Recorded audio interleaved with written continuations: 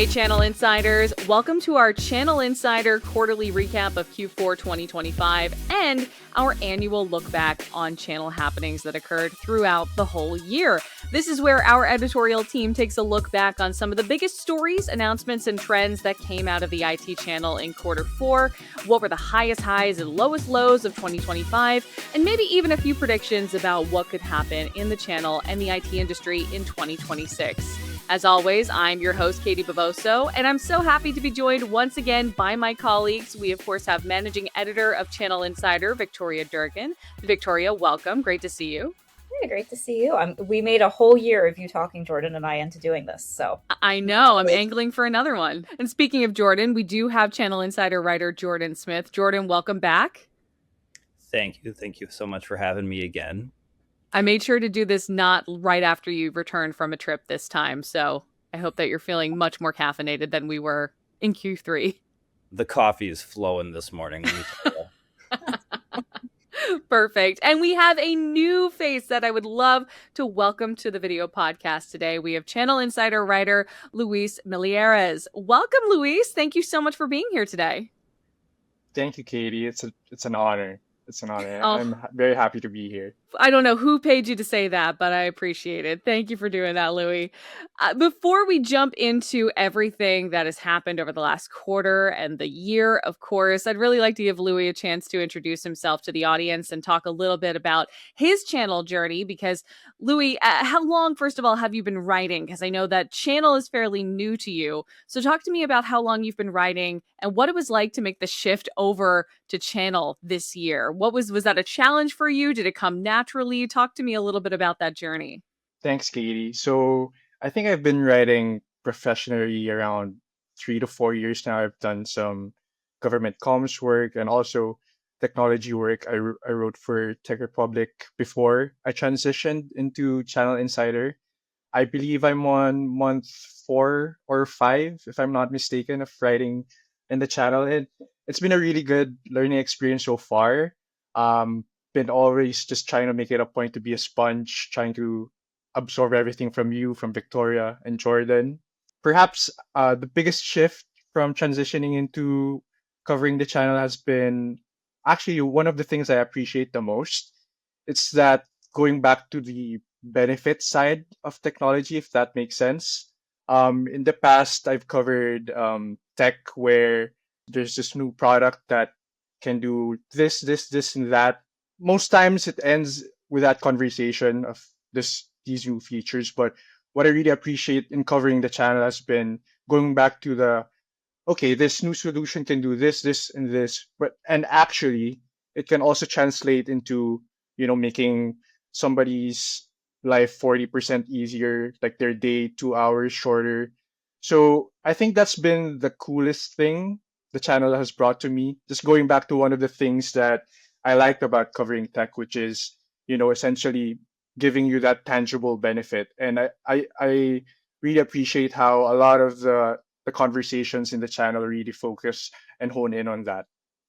And I suppose the main challenge that I encounter is just, grasping all of the different relationships across the different players in the space. I know that's something that builds up in time, but it's also been the most rewarding part, I would say, just learning week by week, like how things fit, what relationships are important. So just getting to grow that knowledge over time has been really, really rewarding.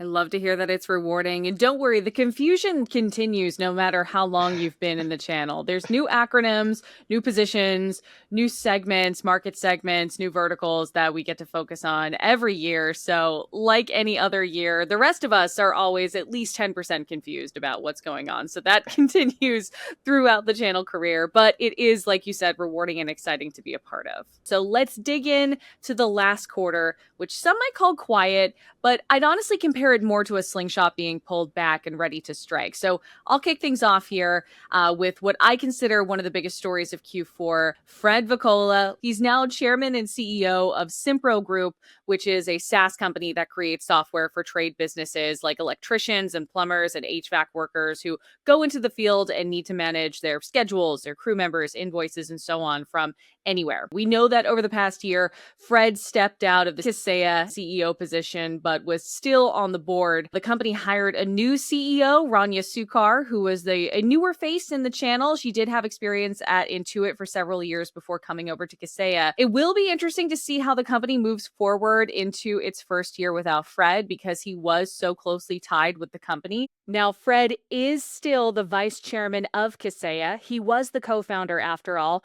but he's no longer in a day-to-day leadership capacity like he was when he was CEO. So he is still there at the company to some extent, but he's no longer out in front of the partners and the customers like he used to be since the company was founded.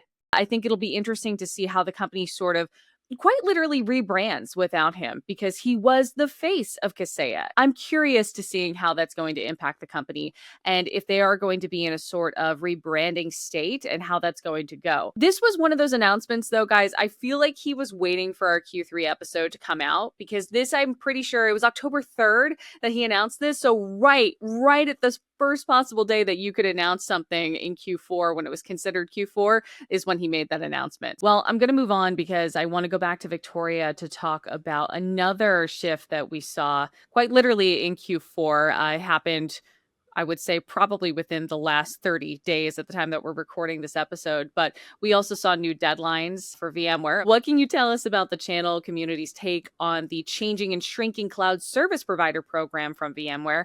Was this another huge blow, or have partners come to kind of expect these sweeping, very stark changes like this from the VMware Broadcom community? I think this is an answer where both is probably the short answer, right? To kind of expand a bit, we talked in the Q3 recap. There's plenty of coverage on our site and everywhere else in the channel about the actions that Broadcom took this fall in terms of shrinking its authorized program, and the partners that are still authorized within those deals. So I would encourage anybody to go, to the site for a quick recap or reflection if you missed any of that news. Though if you work in the channel, I highly doubt you missed it entirely, right? But I think what we've spent a lot of time this quarter doing is talking to those providers and partners who are still working within the VMware Broadcom structure, especially in North America, and learning ultimately why they have stayed, right? I mean, we spent almost 2 years now talking about Broadcom and VMware and the partner program changes and how everyone has felt about it. And I certainly don't mean to diminish the pain that it has caused partners as they've been cut from the program. I do not mean to diminish the ripple effects that the deal continues to have, but I do think ultimately we end 2025 at a point where some customers, on bequest of their partners and for their own reasons, have migrated off of VMware. Some end users remain very committed to their VMware deployments. That is not going to change, right? We talked about this last quarter. Broadcom's not going anywhere. VMware is not going anywhere. So for those partners who remain in the ecosystem, I think they've really doubled down and committed to following Broadcom's vision forward, which, as they've said very publicly multiple times, contains a smaller crew of partners that are much more specialized and dedicated resourcing wise when it comes to support and enablement for those end customer deployments. So I think where we are now is a real moment of, we've all said our piece about it many times. I mean, I'll be the first to say that channel editorial has kind of feasted on this story for 2 years, and it's been an ongoing thing we can always pluck out. But I think those who have left have left. We've covered plenty of migration stories this year as well. Those who stay, and we have a bunch of stories on the site, partners who help other partners, right? And I think that's the real story now, is the partner to partner ecosystem connection is blossoming. And MSP or other partner who can't service VMware themselves directly can partner with one who can, retain the customer that they have on the other services and offerings that they provide them, and just bring in the partner for VMware. That concept of trust, of I'm bringing you into my customer in the hopes that you don't then frankly screw me 6 months later and take them out from under me, is probably the next phase of ecosystem development in many ways, whether it's with Broadcom VMware or with security and specialized security practices. So I think that's the story ending 25 and going into 26 in Broadcom world, is that they have their group. They're excited about what they're doing with that group. And I think the rest of the channel writ large has had now a whole year to really think about what this means, think about what it's taught them. We'll talk later on about, vendor neutrality and this kind of growing don't put all your eggs in one basket feeling, that I think you can largely tie back to this deal. But ultimately, I don't think we're going to talk about this as much next year. Now, those are probably famous last words, so sorry in advance if I just, jinxed us all, but I think it's just a new normal, and this is how they move forward. We'll call that a medium confidence prediction from Victoria Durgin about VMware. But I do agree with you. And speaking of next phases for that, Victoria, I am actually starting to see that this sort of, for lack of a better word, culling of the VMware partner ecosystem, the shrinking of it, becoming a new opportunity for existing partners who are still within that ecosystem, being able to build bridges for other partners who have lost that ability to access and transact with VMware, but still have customers on the system. So rather than bring them on and put them onto an entirely new vendor provider for that, there is now a way. For example, 1111 Systems, a very dedicated VMware partner, has created a bridge to be able to continue other service providers being able to support their customers on VMware. So it's interesting how this is not only turned into something that the channel has had to adapt to, and that this is sort of news that is expected to a certain extent by this point, but they've also begun to build new business opportunities just simply around the transpiring of what's going on inside of the VMware ecosystem, whether it be the cloud service providers or the greater programs at large, partner programs at large. So an interesting conversation there. I disagree. I'm sure we'll be having more conversations about it, just considering what I just said. But I do think that we are probably past the shock and awe that we saw originally. What is it, about 2 years ago now, when the company was initially acquired by Broadcom. But there's always a pin to go back to when it comes to the VMware conversation. Let's move on from that. Jordan, this quarter saw two powerhouse vendors join forces, Veeam and ServiceNow. What can you tell us about this new venture? Yeah, so the two companies here, they've partnered to launch the Veeam app for ServiceNow. This application is going to enable automated policy-driven backup and recovery within ServiceNow workflows. This will just help boost resilience, visibility, and compliance. Three key components of people's technology infrastructure that I think is going to be very important over the course of the next year. It will work within the ServiceNow AI platform. It will enable ServiceNow users to monitor, orchestrate, and automate Veeam-powered data protection tasks without having to leave that ServiceNow AI platform, which is nice. It'll also serve kind of as the bridge between the organization's Veeam infrastructure and their IT service management workflows. Interesting. Yeah. Applications are something that I'm hearing come up a lot more once again. It's nothing new, but as we continue to have the AI conversation, I am noticing that driving those applications and creating them for in-house work has become a lot more prevalent within the channel. It'll be interesting to see where that goes as we shift into 2026. Before we start thinking about 2026, though, I want to look back on 2025 and kind of dive into some of the trends that we saw really driving the conversation, starting with, hold on to your hats, artificial intelligence. I don't think we can continue the conversation without talking about AI, particularly the conversation around, are we in an AI bubble? Now, there are plenty of other podcasts that will talk about this more directly, so I want to focus on the channel focus for AI and what the attitude around it is collectively within the ecosystem. So, Louis, you just wrote a story on this, actually. What are you seeing as far as channel providers' attitudes, that is, towards AI?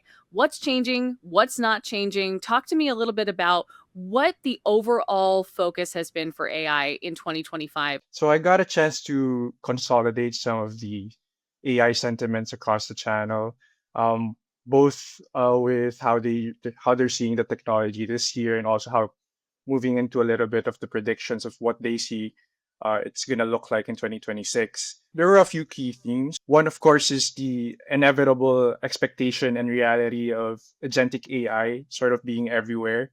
Either it's seeing the transition from generative AI to having more agents in play in different organizations, or having it augment teams to take on bigger tasks, sort of having them serve as this proxy for a big team internally. Or it's the usual adding in automation across workflows to make lives people easier, frankly. We also have the expectation of AI being a central priority in terms of IT budgets this year and in the coming year. West Monroe actually did a report that found that AI now accounts for 12 to 15% of enterprise IT budgets. So it's pretty clear now that AI has become sort of a new piece of the pie that software vendors can vie for, and no longer the case that it's this novelty thing that's stacked on that. Hey, maybe let's invest in AI because it's the new cool thing. It's now clear that it's a priority for many organizations. But what stood out to me personally is this emphasis on AI governance and regulation. It seems like the conversation this year and going into the next has really shifted from AI being this thing that's pretty cool and innovative to, hey, we have a few questions on whether or not this can actually break our organization, especially since a lot of these AI systems and solutions deal with a lot of sensitive company information, whether it's internally or customer data. I actually really like what Shaman CEO Avani Desai said. I don't know if she coined the term, but she said that responsible AI is going to be a global headline, and that organizations are going to have to demonstrate and show that their AI systems are governed, they're tested and monitored, and that it's going to be a differentiating factor for organizations to give proof to customers, to partners, that their AI systems or AI workflows are actually trustworthy. And diving a bit deeper into that, she predicted that AI assurance and AI governance are going to be standards that are going to occupy sort of a similar role to how we see cybersecurity or financial audits right now. Very much so. I've noticed that there has been that gradual shift over 2025 from try using everything to how do we lock this down in house to be something where we all know exactly what our employees are using. I don't think that it is a smart idea to not use AI at all. I think if you want to continue to keep up in the market and get ahead, you have to use it to some extent, but we are seeing much more guardrails, many more guardrails I should say, around the use of AI. I'm also seeing less of a focus on how does this make us money and more of a focus on how does this help us increase efficiency, which technically are one and the same. If you want to increase efficiency, that usually is a good way to make more money, but they're not putting a return on investment number or expectation on AI used in house right now. I am curious to get Jordan and Victoria's kind of take on that, though. And Jordan, I'll start with you this time. When it comes to artificial intelligence, ruminate for me. What are you seeing in the market? What are you seeing in the ecosystem within the channel? And how have vendors, whether it be the larger vendor players, some startups, or even MSPs and resellers, been responding to AI and the kind of changing shift around it? What are they saying to you?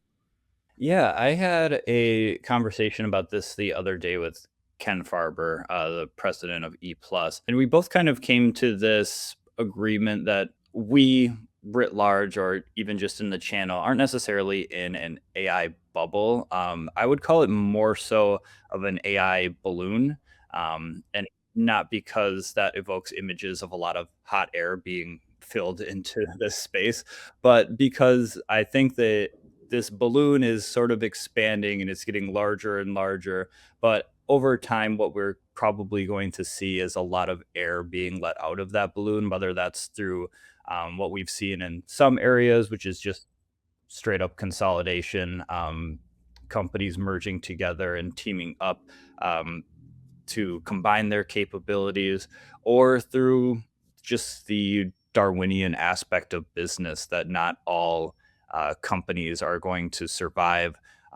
There's the component of um, perhaps maybe, at least in the US, there's going to be midterm elections next year. And this data center issue is Mm. more of a local issue right now, but over the course of the next year, we could start to see it become more of a national talking point, which can either affect anybody trying to implement AI, AI companies, or just hold people kind of still just to see how things like that play out. You have different compliance standards starting to take shape next year as well. So I think that, yeah, with this AI balloon imagery here, I think there's just going to be some air let out of this balloon. It's not going to pop, it's not going to burst. This is kind of, I think people in the channel realize this is our new reality right now. But as we learn to live with AI, not just the benefits, but also the consequences of it, that it's going to contract just a little bit over the course of the next year. I really, really like that comparison with a deflating balloon rather than a bursting bubble.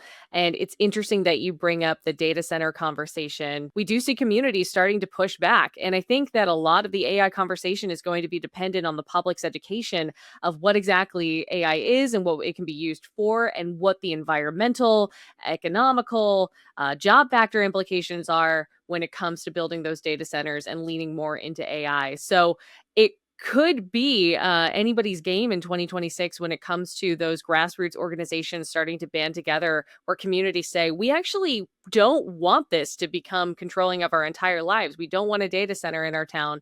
And here's why. So I do look forward to seeing how that causes a disruption in the forward momentum that we've seen with AI. But Victoria, I really would like to get your take on that. Do you agree that it's more of a deflating balloon rather than a bursting bubble? I do like the kind of metaphor in terms of imagery. I will also say we've heard, I think, a lot more from service providers and channel partners writ large about taking everything we learned in 25 and making sure that in 26 AI is this actionable, profitable center for partners themselves, right? We spent a lot of time this year talking about, to Louis' point, automating workflows, enabling partner organizations to do more with less, how they then position that to clients from SMB up to enterprise, right? If you want to use AI, we'll make sure that you're ready for it, right? We've talked to partners like Thrive a couple times between you and I, Katie, about how they're building services around that entire life cycle of AI, from data readiness all the way to adoption and implementation. I think that continues next year. But I think, to Jordan's point, the channel is only ever as prepared as it can be for what it ultimately relies on, which is consumer demand and consumer attitude towards technology, right? If your end users are fighting their employees about whether AI should be adopted in their organization, that's going to impact how they show up with you in QBRs. It's going to impact how they show up with you in terms of forward thinking strategic technology that they want to invest in. So I do think, to Jordan's point, next year is going to show some evolving factors when it comes to how we talk about AI systems. And to Louis' point, I think the conversation around compliance and around regulation is going to be critical next year, especially because we've spent a lot of time reporting on this concept of AI for security and security for AI, right? The way those two things intersect, because as much as we in business land have kind of, said, oh, this is efficient and it's giving us all of these opportunities, threat actors get the exact same benefits on their end of the equation about it. And they are also now much more efficient and much faster in being able to deploy what they are attacking organizations with. So I do think it's a big year, not just for the tech now, but for the conversations around sentiment towards the tech. Thank you all so much. AI is always a fun conversation, and we're not done talking about it. I'm sure it's going to come up many more times. But I do want to move on to another subject of what we saw come through in 2025, and that would be the second iteration of the Cybersecurity Maturity Model Certification, or as it's known now, CMMC 2.0. That went into effect in November of this year. So it will be a mandatory requirement 1 year later in 2026. Now is the time when organizations are being encouraged to become CMMC 2.0 compliant. And for those who don't know what this is, CMMC 2.0 requires DoD contractors, so with the Department of Defense, those contractors to have an adequate cybersecurity training in order to work with the federal organizations or any contractor affiliated with those. This means that anyone with contracts like that have to start getting fully compliant now in order to meet the requirements by next year. This includes channel providers. So while this can sound daunting, I've noticed that a lot of providers are actually seeing this as an opportunity to help clients. They've kind of built it into their portfolio of offerings, the ability to get their clients compliant, as well as some service providers focusing on how they can help other MSPs become compliant when it comes to this sort of focus on CMMC. They've turned it into a business model in itself. So similar to what we've seen with VMware and other service providers saying, how can I help other providers be able to continue to transact in a way that's not being a part of the VMware ecosystem and partner program? We are seeing other service providers now who are CMMC compliant sort of form an entire offering around that and offer it to other service providers. So that's been interesting to see of where there's a will, there's a way, where there's an opportunity to make money, it will be made. But I do look forward to seeing this kind of continue because compliance has become just this year a massive focus. I don't know about the rest of you if you've seen that continue, but I've certainly seen compliance become its own focus away from cybersecurity and much more into its own priority. I'd like to think about what else has shifted when it comes to the cybersecurity compliance conversation in 2025. What are you hearing from the channel community? And Louis, I'll put you on the spot right now because I know that you kind of came in this quarter when we saw things like CMMC become solidified. So what are you hearing as far as cybersecurity, or I guess what is your own take on how that's been shifting in a priority with compliance and cybersecurity over the last year? I think one of the main things I've observed as we talked about is that a lot of the threat actors get the same of these AI powered benefits that we have. Like as much as security has been boosted tenfold, we could also say the same for we've seen a lot of deep fakes, we've seen a lot of more sophisticated phishing attempts, and that's crucial to fight against if you're an enterprise with X amount of employees. So I think there's this sort of rat race that cybersecurity has sort of shifted to and trying to keep up with these AI powered I was about to say threat solutions, these AI powered attacks. At the same time, we've also seen like principles such as zero trust become all the more important. These fundamental principles that always verify, make sure that your devices are secure. You go back to these tenets of cybersecurity all the more when these more sophisticated and emerging technologies, AI technologies, spur up. So that's one of the main things that I've seen. I hate to sound repetitive, so I'm going to turn this into a game for our listeners. From now on, anytime we mention AI for the rest of this episode, take a little drink of that water sitting next to you. You're not hydrated enough. So for me, 2025, just like Louise said, has been really defined by AI and AI security. With AI powered cyber attacks and AI expanding threat vectors, organizations have really been turning towards bolstering their posture so that they can say to threat actors, have fun storming the castle. Par for the course when dealing with the trending technology that's still evolving in real time. We've seen security providers like Proofpoint and Nudge Security start to deliver AI security solutions, expand their platforms for AI governance. It's also being impacted by organizations collaborating on solutions and through acquisitions like CrowdStrike acquiring Pangea. So, like I was saying before, people are adding AI into their security businesses through acquisition rather than trying to build that side up for themselves. I've seen a little bit. Again, it's been AI has expanded the threat field even more significantly, and I don't think you can really have a conversation about security in 2025 going into 2026 without mentioning the impact that AI has on it, whether that's through using AI to power security solutions for yourself, or to understanding the threat that this emerging, well, already emergent technology has had. I would say, to your point, Katie, on compliance, I would also think now is a good time for us to highlight that data sovereignty and cloud sovereignty conversations really saw an uptick in 25. And I think that's going to be a big conversation going into 26, is this kind of ongoing reflection point of where data is stored, not just within an organization, but geographically speaking.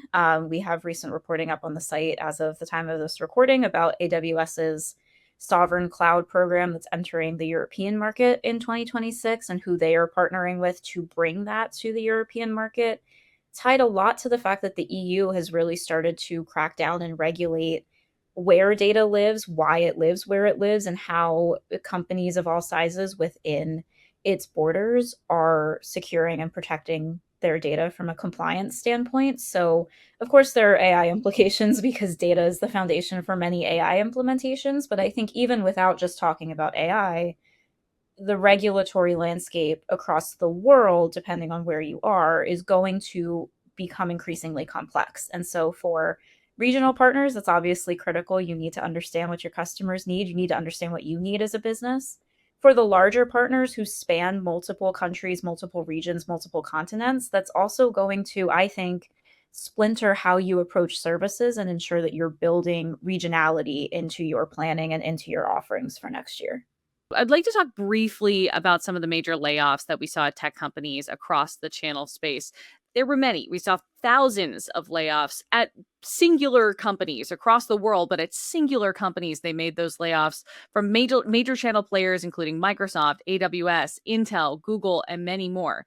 Now, there are, like I've said earlier, plenty of other strategists and economists looking at this, having conversations about it that is going to be much more in depth than what we're going to talk about here. But I would like to kind of dig into the driving forces behind these layoffs, whether that's the economy, whether it's artificial intelligence, whether it's the tariffs here in the US and the visa insecurity that we've also seen here in the US for foreign workers to be able to come over and work for some of these major players that I mentioned earlier. So I'd like to just briefly touch on this because I do think it's important. I do think that we are seeing this impact the channel in a way that is significant.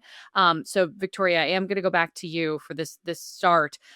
Where are you seeing some of the greatest impacts or greatest drivers, I should say, for these mass layoffs? Because I know that 10% might not sound like a lot, but when we talk about a company like AWS or Google, we're talking literally, like I said, thousands of people when it comes to those layoffs.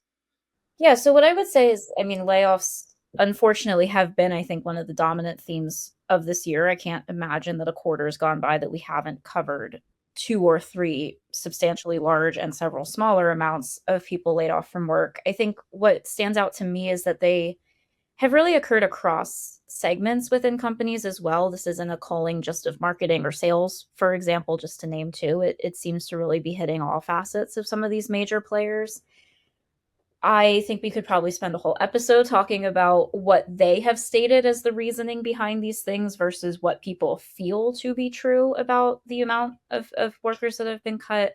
I think what is true is that many of these businesses have said time and time again that they are investing in AI to enable and automate workflow processes that are different than they have been in years past.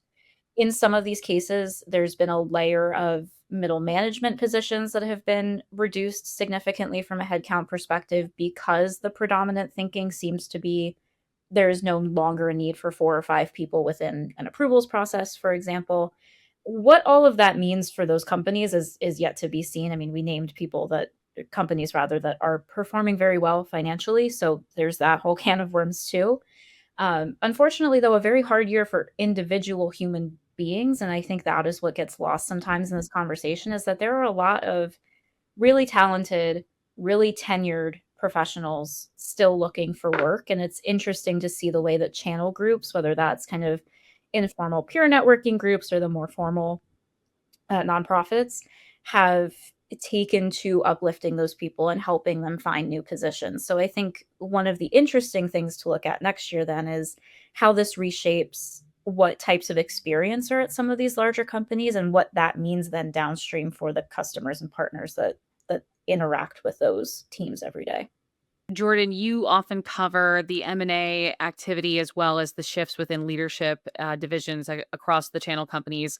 Um, you kind of aggregate those announcements together at the end of each quarter. So, would you feel comfortable speaking to what you've seen as some of the impacts of these massive layoffs? Have you seen a lot of changes? Yeah, I think when it comes to the M&A space, there tends to be what follows in the wake of a merger or an acquisition is that there is a reduction in redundancies within a company, and I'm trying not to make that sound as like cold and calculating as possible, because by redundancies I mean that we are eliminating job positions, which means eliminating people from these companies.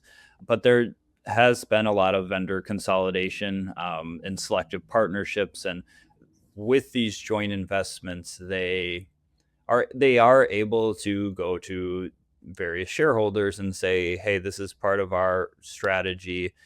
We are becoming leaner by trimming, again, not to sound cold and calculating, but trimming bloat in this company, making us more agile and aerodynamic to move into the future." But again, to Victoria's point, uh, it's a lot of human lives being impacted.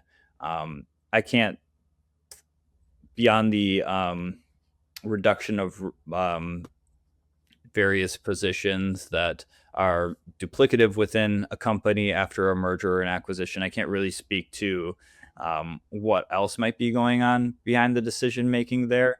I mean, again, economic vibes right now, the AI of it all, there has been a lot of, we've seen in some cases a lot of overhiring before in the years past. And now people are reducing because either, automation has been able to fill some of those lower level duties that organizations don't need to hire for anymore or retain people for anymore. Or in some cases, AI is just not achieving the ROI as some people have been promised that it would, which has caused a lot of slashing of roles as well. Well, everyone, that brings me to the final point that I want to touch on as far as the annual review goes before we move on to some of our favorite moments. And I really want to just have the very general question posed of what's impacting channel partners' decisions the most right now. For example, partners have a lot of decisions when it comes to vendors. There have been many new players entering the market, a lot of startups, even a lot of ISVs who are kind of pivoting off of AWS or IBM or Google and building solutions on top of that. There's always new SaaS providers. There will never not be new SaaS providers. So there are a lot of choices and there's a lot more competition. I would like to know, are you seeing that impact decisions from the channel, or are they sticking with their legacy tried and true vendors? We have seen some of the legacy vendors within this space, or I should say legacy MSPs within this space and solution providers who are very large, who are very trusted within those Microsoft communities, within those SAP communities, wanting to continue those relationships, of course, with those large vendors, but they're also understanding that the market is continuing to grow and shift in a way that they might need some fresh blood, some new faces in there, and they might need the people with the coolest, newest tool. So, talk to me about what you've seen and how that's impacting the choices that those providers are making. Victoria, I'd love to start with you here. Yeah, I think it's an interesting question to pose because, of course, there is a very saturated, I think we could all say, tech market right now. If Jordan and Louie and I tried to cover every startup that said that they were operating in the channel, we would frankly have no time for anything and would probably work 24 hours a day. I think actually, though, the biggest decision and inflection point that MSPs and solution providers and partners writ large are facing now is not tech-based, it's business-based. We've seen a lot of conversation this year, whether I've been on site reporting on it, whether vendors have kind of staked a claim on certain things, that the very nature of what a partner is needs to change because of the way that AI has impacted how businesses operate and how they themselves can make money. PAX 8 in particular has kind of coined this new term, the managed intelligence provider, as an evolution point from what an MSP used to be to what an an MIP in their minds will eventually provide. I spent a lot of time talking to executives on the vendor and partner side this year that more MSPs are positioning themselves as strategic advisors or trusted advisors and kind of dropping the tech solutions aspect from their name. And then we could continue to have the same conversation we've had for like a decade now, which is what is a reseller and what is a solutions provider? And then how do you become an MSSP if you were an MSP? So again, a conversation that is maybe not new, but the weight behind it and the sheer amount of times this year somebody looked at me and said, MSPs need to evolve in 26 or they're probably out of business by 27 or 28 is quite loud. And so part of that might be obviously everybody's trying to do business, trying to sell themselves for the future, but I do think the biggest thing that MSPs and solution providers need to consider next year is what are you really? What do you offer customers? Because if your end user customers think of you as a way to provision technology, then some of those customers might be going, with the way that agent to agent connections are going to start forming over the next few years, do I need an MSP if that agent can just go make my purchase for me? And that's something that many people are starting to promise and predict. So I think partners need to recommit themselves to the idea that they can provide much more than a license, right? They can act as advisors to come into a business and say, you want this outcome, you want 20% growth year over year. You're acquired or being acquired, so you need your ducks in a row. Here's why this piece of technology helps you get to that outcome. Here's how you use tech to drive your business forward. And if partners can't have those conversations in an elevated manner over the next few years, I think there's a real concern that we're going to see a shift in whether end user customers think they need the channel or how they need the channel. And so I think that's what's really starting to drive decisions forward into next year is just what do I need in my tool stack as an MSP to show up in a different way in the market to ensure that I exist 5 years from now? Very interesting take on that. Jordan, anything that you would build on with that subject matter? Yeah, I think there has been and there's going to continue to be this focus from providers on reducing complexity in their tool stacks with unified platforms, combining multiple capabilities like security and automation, and just reducing vendor sprawl as well. So, kind of touching on what Victoria said, I think people are going to have to ultimately decide what they are and what they can provide. There's also just, like I said before, a lot of consolidation and selective partnerships through M&A and joint investments. Channel companies are going to be prioritizing vendors with integrated platforms, broad ecosystem support, simpler partner engagements over multiple point solutions rather than fragmented management. So there could be some just holding on to legacy technology if it works for people, but modernization is going to be more so of a driving force for channel partners. Some good points there. Louis, would you like to take a shot at this of what you've been seeing over the last quarter impacting decisions made by channel providers? So I suppose with my 4 or 5 months of serving the channel, covering and writing about it, I think the one unique concept or thing that stood out to me is this concept of AI readiness. I'm not particularly sure how concretely that would impact channel partner decisions, but I believe in the immediate future or in the coming year or so, there's going to be a lot of focus on how ready internally people are on using AI solutions. Is AI expertise going to be a big priority? It looks like it's going to be a big priority. I've seen from covering some of the unfortunate layoffs that we talked about earlier that some of these, of course, they say that this is the reason. Whether or not it's true remains to be seen. But some of these companies have mentioned that some of these restructuring was because they were reshaping for AI expertise, for the specialized AI roles. So that's one consideration that I think is important. Some very good points from all three of you. I appreciate it. Now let's move on to talking about probably some of the most fun that we've had this year, which is our proudest moments for the Channel Insider team. I just want to take a moment to review what we've done. We've gone to several events. We've also had a site relaunch. We've had several awards lists. So first of all, Victoria, talk to me about where you were on the ground and some of the proudest moments from Channel Insider's journey this year.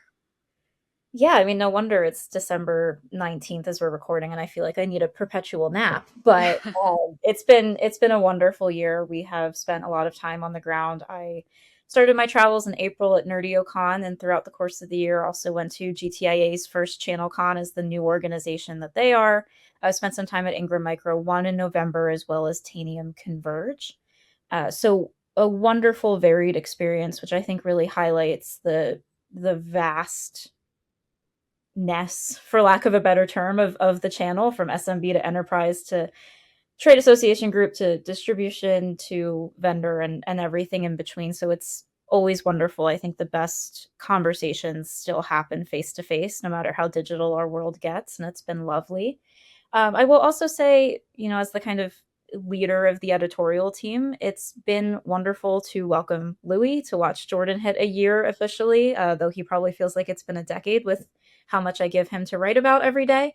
We relaunched the site, we launched 2 awards lists, we continue to grow, and that's a testament to how hard the people on this call work, and it's a testament to how our audience has come to us, has stuck by us, and has started to really trust us as a resource. So my proudest moment is a thank you to everybody on this podcast and to everybody watching and reading our work, that you have truly made this a year of growth and a year of real excitement. And I'm thrilled with everything that has gone on this year in the multitude of ways you could take that statement, to have some real exciting momentum going into 26 and into what we can continue to build as a team and as a site. Thank you so much, Victoria. And Jordan, you were also on the ground throughout the year, covering at events and bringing Channel Insider to the masses, to the people that are reading. So talk to me about some of your proudest moments and all the ground that you covered.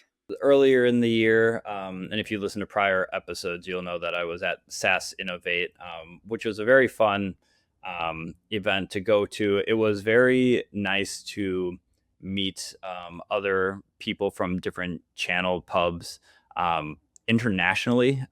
There was people from Canada. I've met people from Poland, from Denmark as well. It was just very cool to get a little bit of face-to-face time with people within our segment, within this larger niche segment that is the channel. So that was a lot of fun. There was Proofpoint Protect in the fall as well. And yeah, I think I'm still very proud of our site relaunch. Shout out to everyone at TA who worked on that. I think it's the best looking channel publication website there is. So if you haven't checked it out, go check out channelinsider.com and take a poke around. Louis, I would venture to say one of your proudest moments was coming over to our team and joining us.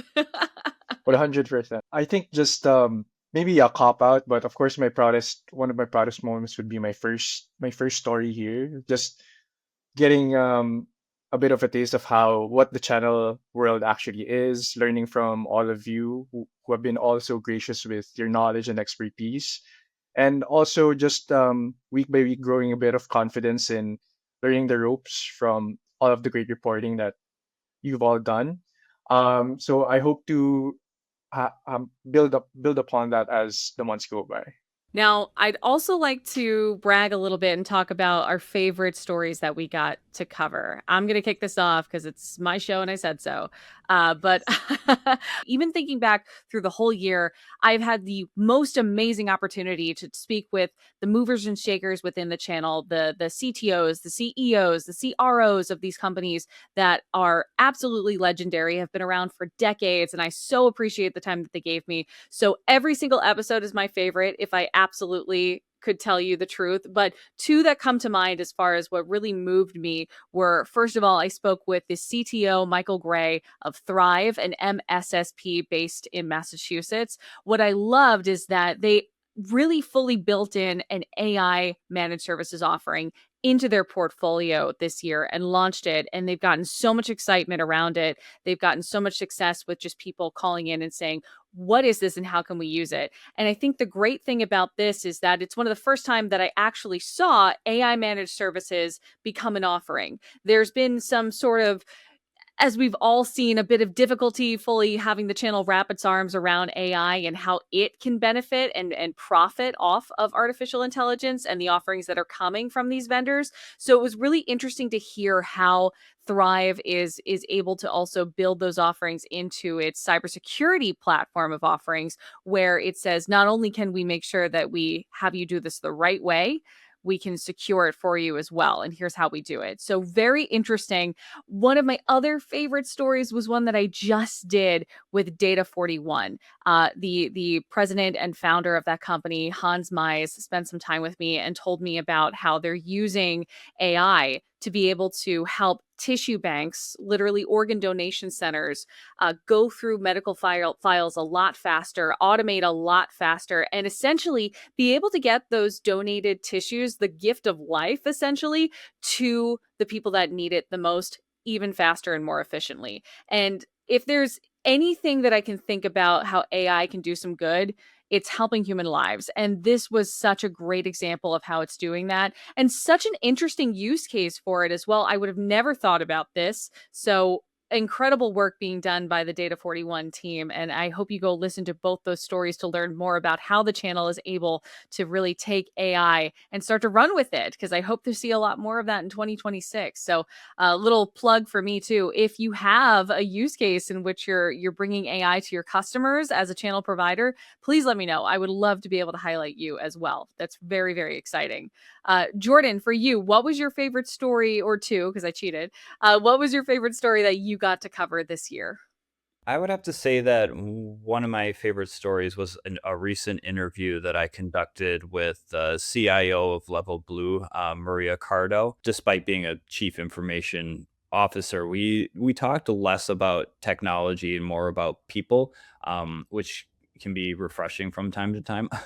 But we had a conversation about the fact that cybersecurity isn't just a technical discipline, that there should be a renewed focus on people for security posture in the era of AI. How's that water going, people? We discussed the psychology of human behavior within organizations, shadow AI, and accounting for insider risk so security models don't fail. Um, you know, Organizations, they want humans on that wall, they need us on that wall. But this conversation was a nice refresher on how organizations need to understand the human side and the human psychology of security posture, and not just the technical aspects of it too. Love that. Louis, I'd love to hear, what was your favorite story that you got to cover in the time that you've been with us this year? Surprise, surprise, it's another AI story, but this one is my favorite one. So I did a story in early October on Kantara. So they rolled out what they called their new AI engine, where it's essentially designed to transform a professional service firm's data into something that can be usable for AI. So in terms of ingesting projects, or maybe it's conversations or deliverables within their data infrastructure. The thing that stood out to me about that was they made an emphasis on it being tailored to how service firms actually operate it. So making an emphasis on the nuances of professional services firms, learning every project as it goes, learning every deliverable. So it's that tailor made aspect that I think is an illustration of what I feel personally is good AI, in that AI to me is supposed to be tailored to what you're trying to do, what your business is trying to do, what your goals are, and not the other way around. Love to hear that. And Victoria, what was your favorite story that you got to cover in 2025? Yeah, I was going back through everything I've written because I knew you were going to ask, and I forgot how much I had written this year, so thanks for that reminder. But I'm actually going all the way back to March, and I wanted to highlight a story I wrote in March for Women's History Month, the concept of women in technology, but I spent some time with the founders and the current leaders, both of the Association of Channel Women and of Cloud Girls, which are two nonprofits within the channel and within the tech industry that focus on uplifting and supporting women and underrepresented groups in the space. And it was lovely. I mean, obvious statement of the day as a woman in tech myself, right? I think as somebody who has a platform or a website that she kind of manages more or less, it's incumbent on us to share those stories and to share not just, hey, women exist, but to talk tangibly about where they haven't existed, where they should exist more, and seats impacting product and impacting services and the way that sales and marketing have maybe caught up a bit in terms of gender parity. And there are some incredible women who gave me time out of their very busy day in which they probably did not have much time to give to speak to why they feel so strongly about giving back and supporting and uplifting those around them and those coming up behind them. And as a young woman, I've been the beneficiary of others who have shared that time. And so it felt like my little way to give back a bit. And it was just a wonderful story and a wonderful opportunity to actually, to Jordan's point, to talk about people and not just tech itself. Excellent. So, folks, that brings us to the end of our episode today. But before we go, I'd like to see if anybody has any predictions, high, low confidence, mid confidence for 2026 about what we might see. I'll get us kicked off. I feel that 2026 is going to be the year where we actually pivot back from thinking that AI is going to replace jobs. And we see it, like I said earlier in the episode, less of an ROI focused tool and more of an efficiency tool. And I think that's going to be a wider spread focus across companies as we continue to see the end user market become actually more educated with what artificial intelligence can truly do. Jordan, do you have any predictions for 2026 about what we'll see in the channel? Yeah, I have two predictions. One that I have high confidence in, and one is kind of a wishful thinking that I hope will happen. Security and compliance is just going to be a bigger focus in 2026. Not because it's necessary, because this is something that's already pretty much non-negotiable with companies, but because we will see benchmarks for regulatory frameworks start to come to the fray, whether that's CMMC 2.0 expanding, the NIS2, which is an EU cyber directive, HIPAA security rule updates, and the upcoming first enforcement phase of the EU Cyber Resilience Act. So that's something that I think organizations are going to have to put an emphasized focus on. The second one that I kind of hope happens is I would like to see a renewed focus on green IT in the channel and writ large, not just greenwashing in the way that we have seen it in the past, but I would like to see organizations bring a renewed focus on their environmental impacts and how everything that they're doing is affecting everybody else in the world. Because I know it's going to be an important issue in the coming months, and it should already be a focus right now. But over the past couple of years or so, I feel like we've kind of stepped away from that when it got to be a really big focus in the, I hate to bring it up, but the mid-pandemic years is green IT became a larger focus, and I'd like to see us go back to that in 2026. I appreciate that so much. Yeah. And I can imagine that there is going to be a renewed focus on it again when we think back to data centers. And there's been a lot of conversation around how much water, for example, AI uses whenever you do a prompt. I know that the statistics around that are kind of all over the place, but people are talking about it. And I think that they are realizing that they do care. So, an interesting prediction, Jordan. Victoria, any predictions for 2026? Yeah, I think it'll be a super quiet year and we'll have nothing to talk about. You Oh, know? okay. I'm going to hang up on you right now. Yeah, and just take a year-long vacation, guys. We're good. No, I do think actually my prediction is that we start to see the channel lose its best kept secret moniker a bit. I know everybody who works in the channel has many stories of talking to family members, and when you go, "Oh, I work in the IT channel," they go, "Chanel?" Because what they think. But I think increasingly we've seen companies see the channel as a way to scale and see channel partners as an extension of their internal team rather than some kind of floating corner that maybe they need to tap into in certain aspects. But I think the channel is becoming a key strategic lever throughout the technology landscape. And I think what that means is that A, vendor companies have to get smarter about how they engage with channel partners, right? There are incumbents who have done this for a very long time, and there are things that partners expect from their vendors that they will not work with if they don't receive, right? But I think what it also means is that we start to see end user customers talk about this a bit more as well, because they will follow what the larger vendor names are saying. And so when AWS and Microsoft and Google Cloud and all of the big names that you know and love start to talk more about what their partner ecosystems bring, especially in an SMB focused arena, those SMBs are probably going to start paying a bit more attention to what their service providers are telling them as well. And so I think that's a very macro prediction. It's like a vibes based thing more than an impact thing. But I do think people know what the channel is a lot more than they did a couple years ago. And I think that's going to have a lot of maybe niche, maybe nuance, but still very noticeable ripple effects as we move forward as an industry. And Louis, last but not least, predictions for 2026.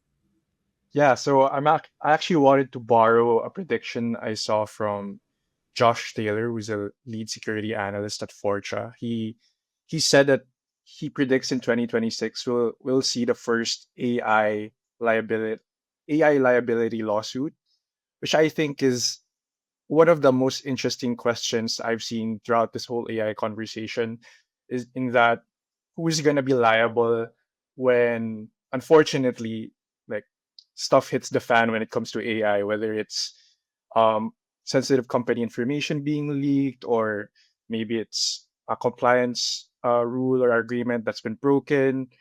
Are you gonna blame the person who used the AI? Are you gonna blame the company that made the AI system? Is it gonna be the organization? I know it's sort of a pessimistic view because of course there's gonna be somebody that's sort of messed up next year, but I also think it's a very important question to ask with all the AI stuff that we're working on. And there's a immediate confidence from me that it's gonna happen one way or another. And I think it's important that we start talking about that and start answering. If we don't have the answer, start having like a framework of how we're gonna get to who's gonna be accountable to when AI messes up, essentially. So you mean like an organization or a business Yeah. saying that an AI company is liable? Because we are seeing that unfortunately happen on the end user side, where parents of children are actually suing certain companies for the AI tools that their kids are using without any guardrails, allegedly. So interesting take there, Louis. I appreciate that. I hope it doesn't come true, but at the same time, I think that that's actually a pretty big possibility that we could see something like that. Well, folks, thank you so much for joining me again, not just today, but all year, and being a part of this team. I've loved every second of it, and I appreciate your time being spent with me today.